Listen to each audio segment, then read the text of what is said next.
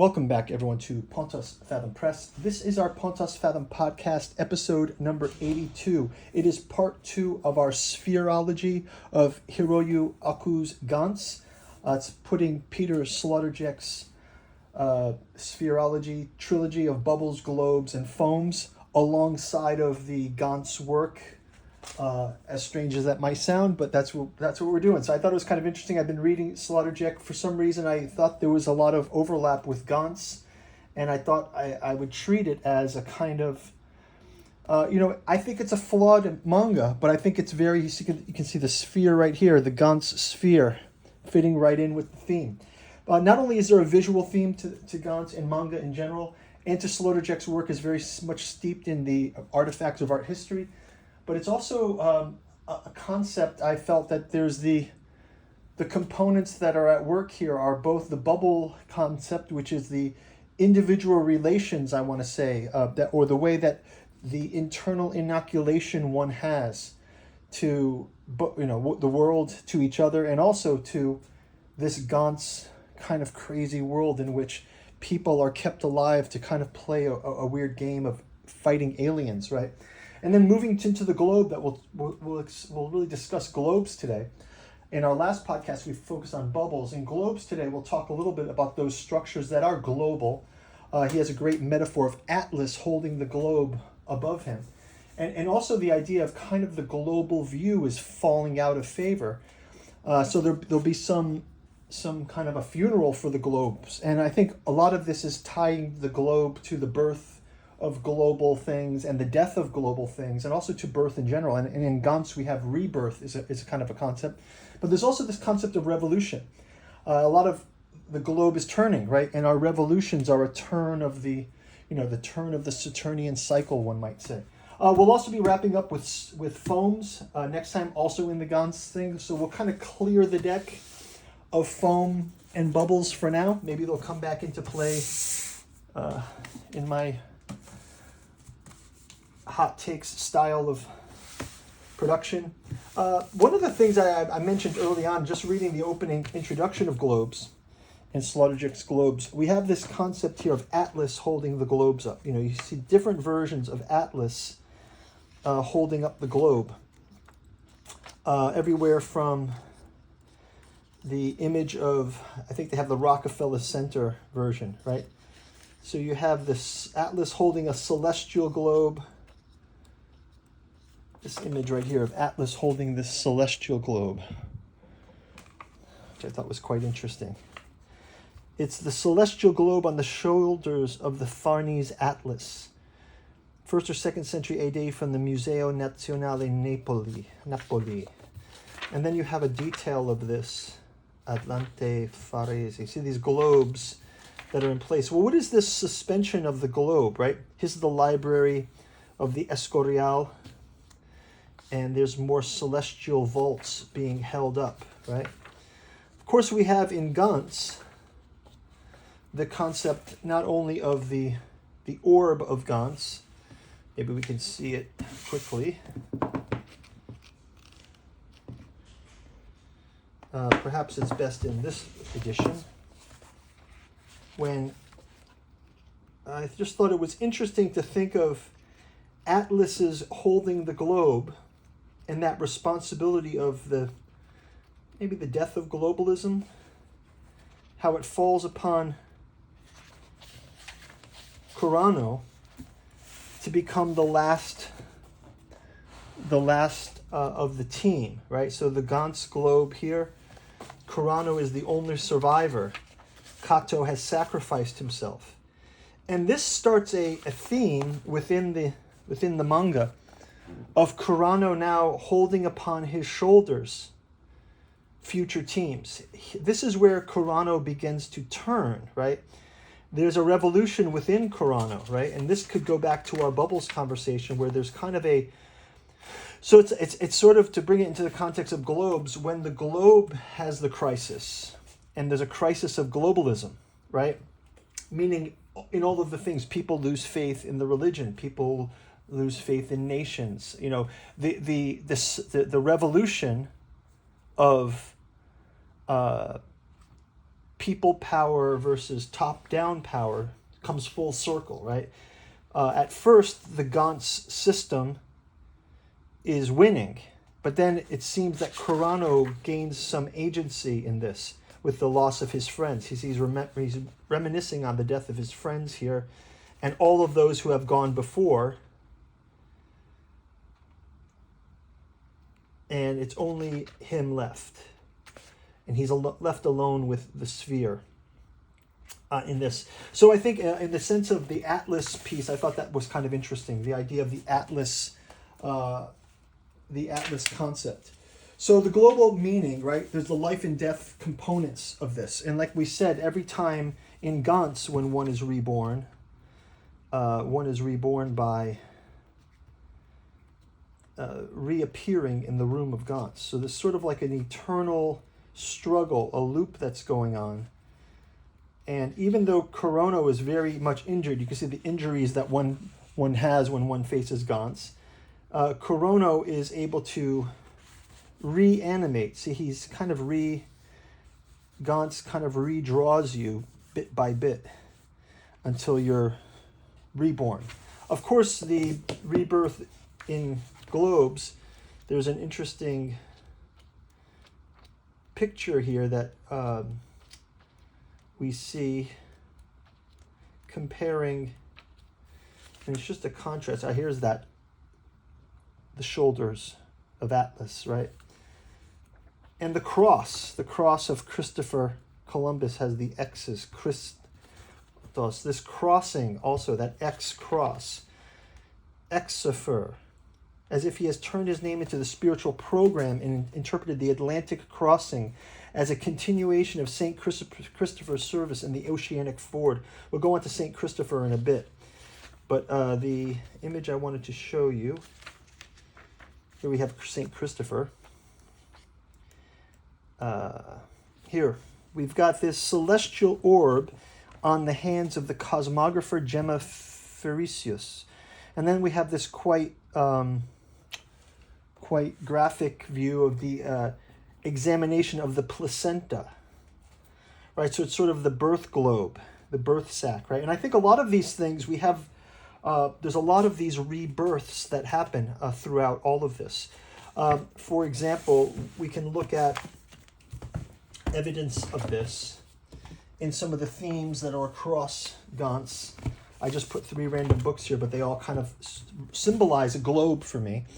We've got, this is my high school American Revolution book. And it's interesting how, one's nation is such a global kind of view, right? But then when we see the foam of nations having to live together, but this is interesting because this also becomes a microsphere, because I can relate to my friend that I grew up with who still has his copy of this book. And this is where we first learned about those different theories of the American Revolution. And also it kind of places this idea of revolution itself in the theme of what is the sphereology of this revolution. Because in Gantz, we will see that initially there's a kind of top-down Stalinistic dictatorship of the Gantz sphere controlling their rebirth, making them slay the aliens, sort of like conscripting them in this war against their will. But then as the series progresses, we start to see that the alien forces, the Gantz players have created within themselves a kind of agency to be the revolutionaries, to defend the Earth and protect the Earth, not only against the aliens, but against the Gantz construct itself. And I think this is something that comes up in Sloterdijk's work as well, as the idea of it is, as those ideas die, we can still mine the global thought, right? So I want to exercise with government, let's say, with the revolutionary government. You have this American idea of the great experiment. We also see the version of the French Revolution, which was like a parallel to this. And we can go through many revolutions. I mean, we can go even to the French Revolution, for example, where they try to revolutionize even the calendar, right? This kind of concept. All the way to today, in Sloterdijk's book, in Globes here, we have the some imagery of the sort of rallies of the global of revolution, right? So if we go through this, I can find you, right? Something happens. Here's the rebirth of the fetus in the globe. You've got the gladiator, right, with the crowds. The gladiator, this is the famous Jean-Léon Gérôme gladiator photo where he's sort of becoming the king. This is sort of what Carano becomes, right? And then we take that, if we look at some of these revolutionary notions, here we go. Assemblies of global scale, right? Sort of looking at, this is the Pope, this is the martyrs of Japan, the Christian martyrs being slain, right? And then we have the conquest of the age of expansion has a globalist kind of view to it, right? That's a revolution. And I want to find those political ones. I didn't footnote the book before. The evil walkabout in the circle. The Ferrari tires. Look at this. All of those tires. Here we've got the Dante's Inferno. Beheading, holding his head up. It reminds us of the decapitated bodies there. I want to find this. I still haven't found it. Sorry, guys. But the other thing that's interesting for me is the way not only government becomes this, but also religions are kind of these sorts of revolution. So we see, here we go.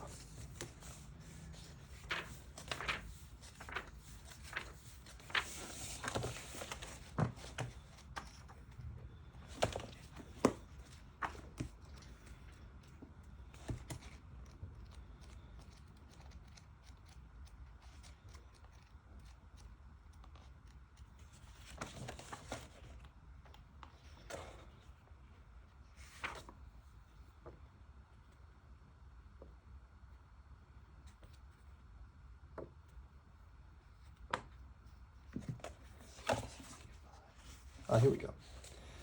So here is pictures of processions. How your center has the long distance effects on the pure medium, on the metaphysics of telecommunication.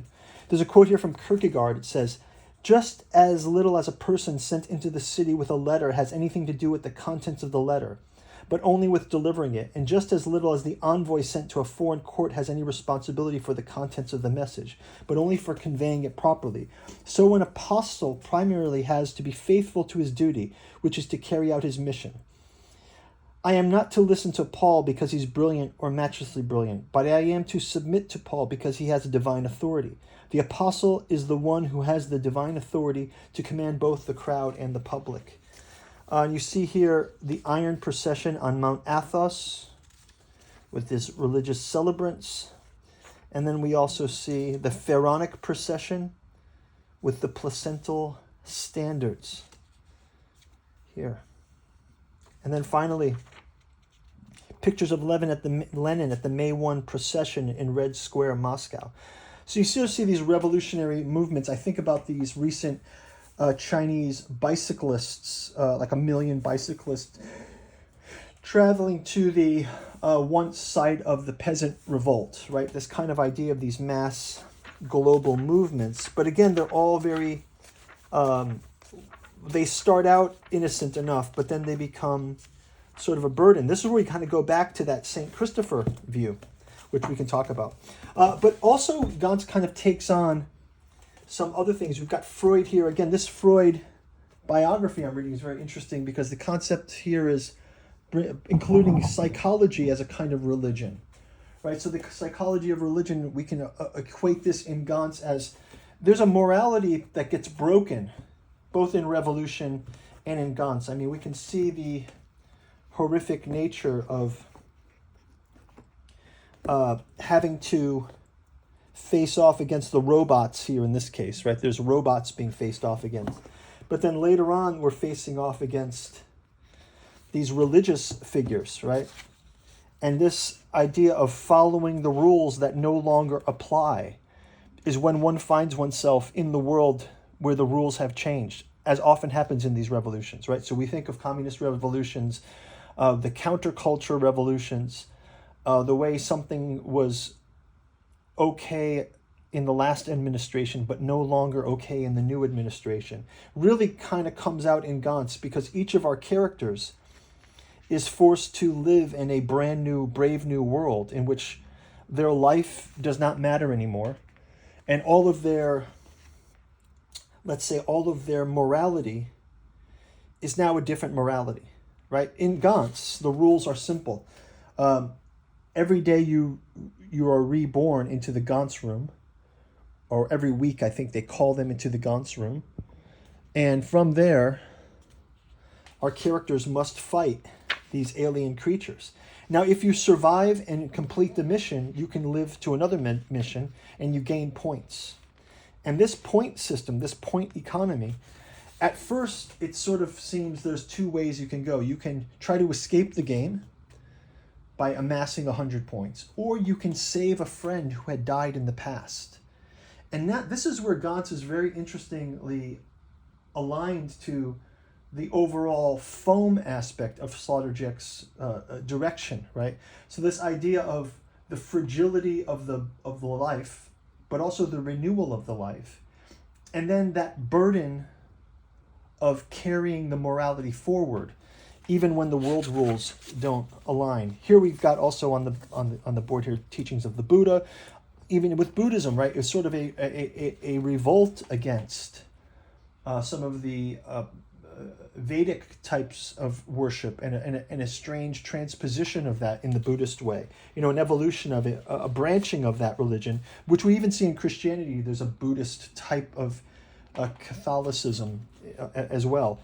And I think that here in Gantz, we just see this as sort of subverted to have the icons of Buddhist sort of figures become the monsters, right? So now we're fighting against the monsters, much like Freud is made into the monster, right? Freud is kind of a psychological pioneer. He's a bit of a mad scientist, right? He was just the father of psychology for a reason, because he was the first one who took those Brentano lectures about the psychology in Aristotle and brought it to, what is a man good for? What is the good?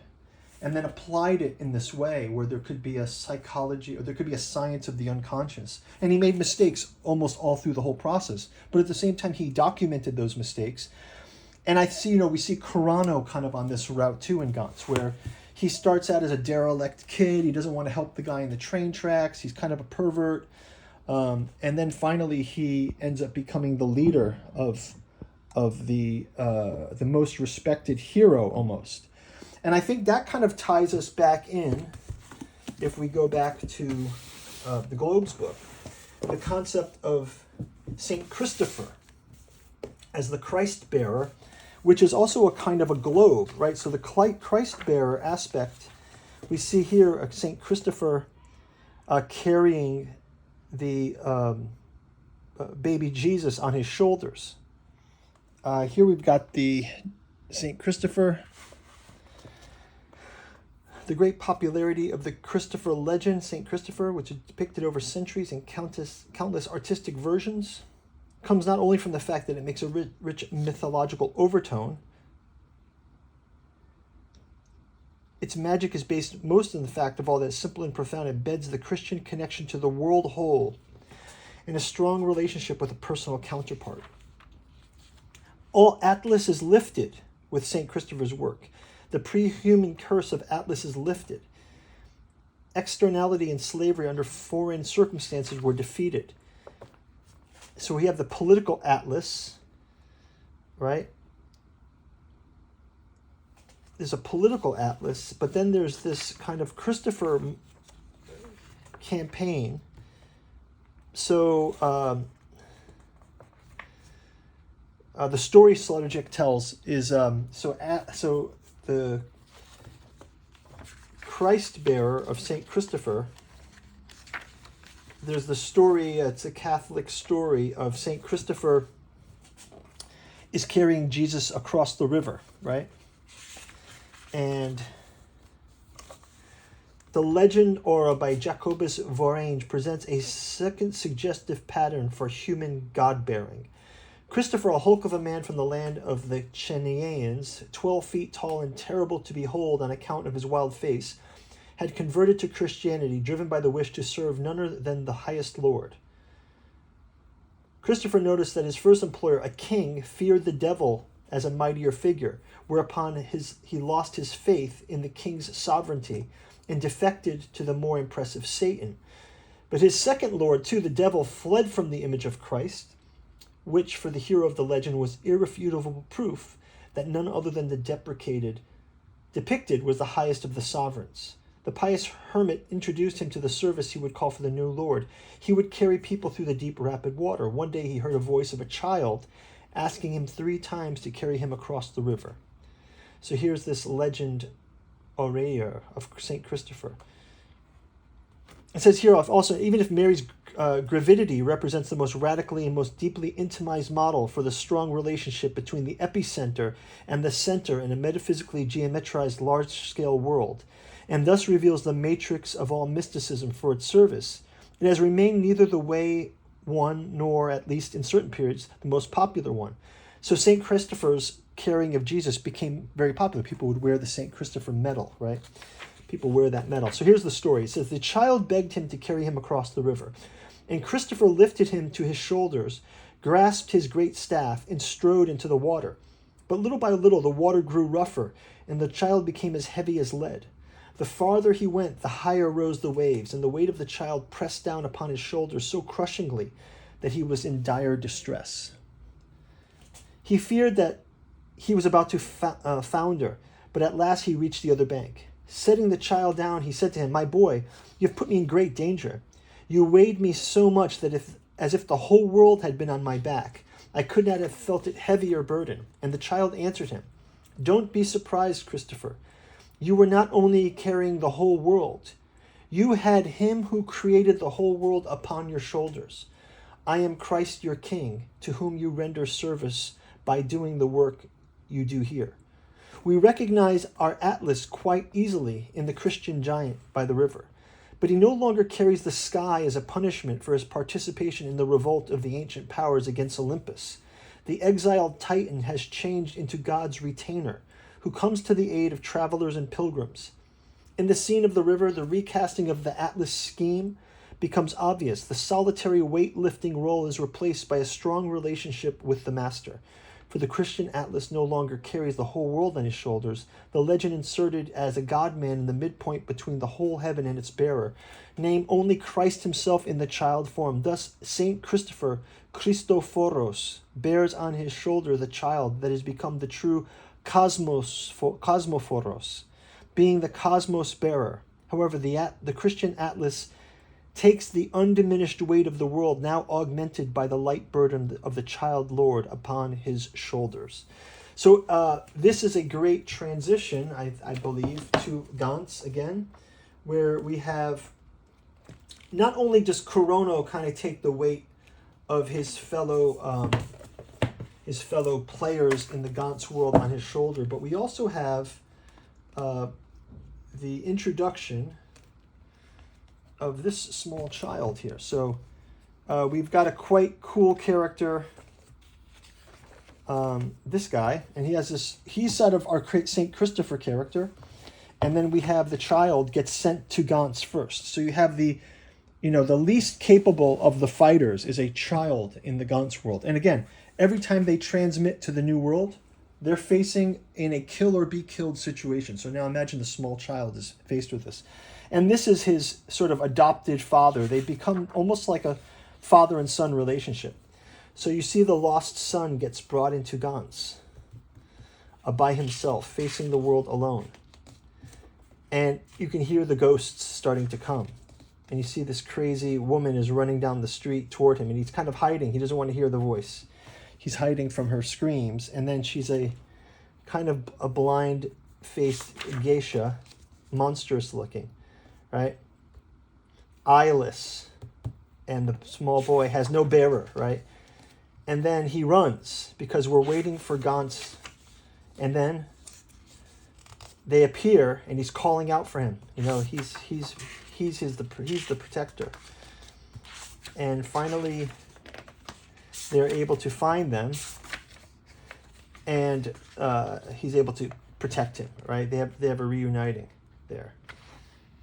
So we can see here that he runs, and then finally, he has the agency here when she starts to want to consume him. This scary monster wants to consume him. Then finally, he gets his strength on and he attacks her, right? So even before they come to rescue him, he sort of grows up quickly, right? He exerts his power here. But I thought it's interesting because the story up until then had been he's sort of a helpless child who's being held. But again, we see that there's a change in that kind of thinking, just a sort of a parallel there. Okay, so some other concepts here from Gantz in Sphere, from globes.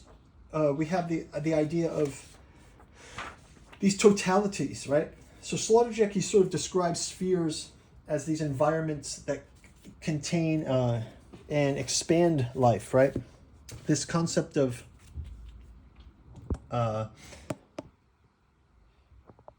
it's a total system, right? There's a total system at work with a sphere. And when that system is sort of rejected, this is where we have the need for this personalization view of it, right? So these births into the new existence, right? In Gantz, we have the rebirth, right? The characters can be reborn each time. Gantz, the sphere metaphorically births its participants into the new existence after death. But then this birth is violent and it's alienating, right? So we sort of see this kind of a Freudian, what's his book there? The civilization and its discontents, right? The global discontents, right? So the nurturing qualities of the sphere, which is the earth, to the cold mechanistic properties of these, and you can almost call it in an anthroposophical way, like an eighth sphere, right? A technological sphere, or in the case of Gantz, a mechanistic sphere that is now guiding our procession, let's say. So these alien role in the Gantz system and these artificial spheres are something that we reject. And I think that in Sloterdijk, we've also seen these rejected already. So he kind of claims that the global is already past its due, right? So one idea was we don't look to the skies anymore, right? And this is written back in the 90s, let's say. So think of The Matrix as a film, right? The Matrix was one of these films, maybe has the Gantz Matrix DNA there. But we stopped looking outward to the sky for the source of information, to that celestial globe that celestial atlas holds. And we started looking within, thinking that it's a hallucination, fake news, the internet as an electronic sphere, right? We weren't looking outward as much. And I think, again, we look into those internet, the hive of the internet. We don't look into the cathedral's window, right? And I think he extends this to say that the orb is dead. It's not that God is dead. It's like the orb is dead. And we see this also in the late works of Gantz when Gantz is found to be dead. We actually have the death of the Gantz globe itself becomes dead in one of these later books. They come across the body of Gantz had been killed inside of his globe. And I think this is very interesting to think of in all revolutions where there's some kind of toppling of the order. There's a poster of Gantz here, this one. There's some toppling of the order, and that's where we see Gantz himself is died.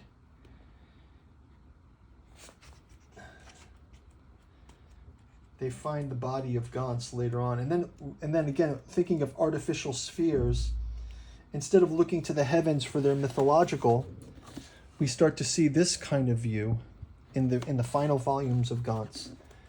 And this is where the alien craft above the moon, right? It's all these globes are involved now. All of these conflicting worldviews are finally coming to bear. The image of, oh yeah, here we go. Right, we have the image of this, right? The aliens showing us Einstein and all the different demagogues of Earth's past. And we can see here with the Gantz globe that Gantz is no longer running the show. It's more like the individual foam is now running the show later on, right? So with the orb is dead here, the most amazing thing about Nietzsche's parable of the madman who proclaims the death of God is its embarrassing anachronism. Who would have thought, without the proof of the event itself, that a thinker on the threshold of the 20th century would make another hysterical scene because of the Copernican-Brownian hypothesis? Copernicus's posthumous work on the circulations of the heavenly bodies had appeared no less than 350 years before the gay science, and 300 years have passed since the first attacks of the natures of philosophers and astronomers on the venerable notion of the spheres of fixed stars on the crystal sky. So people were burned at the stake, right? People were burned at the stake for believing in Copernicus, right? And I think that this is where one could be tempted to assume the cosmological thought in Nietzsche's time had long become the norm, and that the Great Reform formed the closed world of the infinite universe. Indeed, the 19th century generally no longer expected much from the physical sky.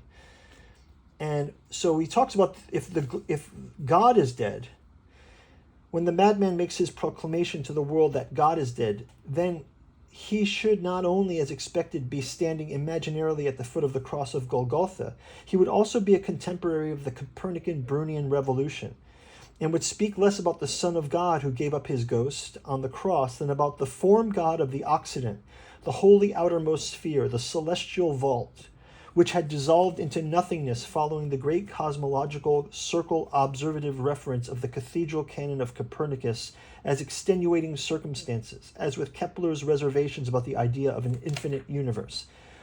So here we go, we have this post-Christian anti-sphere of even the death of the orb itself. And I think what this comes down to, I think a symptom of this, let's call it a symptom of this, would be sort of like the flat earthers on the internet, right? We've got these flat earthers online. That trend came for a while, right? So the flat earth trend was people are trying to prove that the earth is not a sphere, the earth is flat.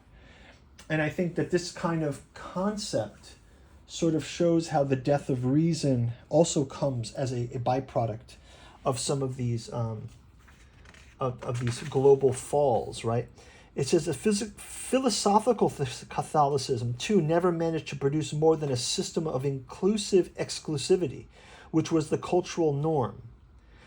So if a Catholic form, as the form of all forms, has sought truly, in accordance with the whole, the kata holon, that contains everything that exists and encompasses the particular worlds and their inexhaustible diversity, it would first have to have had been abandoned its own centric model of being. In fact, a totality of totalities, in order that as which it wishes to be perceived, must cross itself out and lose itself in the cultures of the others, approximately in the way the Jesuits in China had turned themselves into mandarins, and the first envoys of Christianity on Indian soil appeared as ascetic sadhus and learned Brahmins, right? So this assimilation, we can even think of the Crusaders adopting Islamic practices, and maybe that was the Templar sin. Maybe the Templars, there was a great book that was called The Templars in Islam, I believe, a French book. And it talks just about this, that maybe the sins of the Templars were they just learned Islamic banking, something like this, right? And then the rest of it was just window dressing. Even after 5 centuries of experiments with the globalization of the world form, politically and epistemologically, the production of post-monotheistic life forms, culturally and ethically, it is in no way clear how such a voluntary self-loss could take place on a grand scale. The Vatican's decision in 1742 to forbid the assimilation of missionaries to Chinese and Indian rites shows very clearly how, in its first great test, European universalism chose love for itself over the love of others. It is doubtful, however, whether adjustments of old European Catholicism to neo-humanistic ideas about the human rights could do justice to the holistic impulse of the Hen Kai Pan, assuming it wanted to. But how should one imagine a culture without center? And I think this is where we're going to get into that foams kind of space. But I guess back to Gantz and grounding this into the Gantz theory, one of the things that we see is the globalization that Carano undergoes in rejection of the sort of worldview of this artificial globe is that he becomes the leader. There's an amazing scene where Carano is being bullied by different classmates. He's being bullied and he goes through his day in high school. Everyone's calling him like a loser. But actually, everyone who knows him, they are remembering that he's the natural leader in Gantz, right? So it's like his sacrifice was when he came back alone, taking us back to this original globe here, when Carano came back alone, he was beginning to build this foam relationship with his other microspheres. So here we'll go into kind of like the final review. I guess the kind of idea here is the fragmented nature and the fragility of the bubbles that we see. Everything is very fragile in Gantz. The monsters are epic. The stakes are high. No one will survive without each other. And this is opposed to the idea of following the globe, the top-down rule. So, right, the world had its top-down rule, and then Gantz kind of comes in as the example of this alien top-down rule where your death is not even real. The rules of life now just become a game of killing aliens.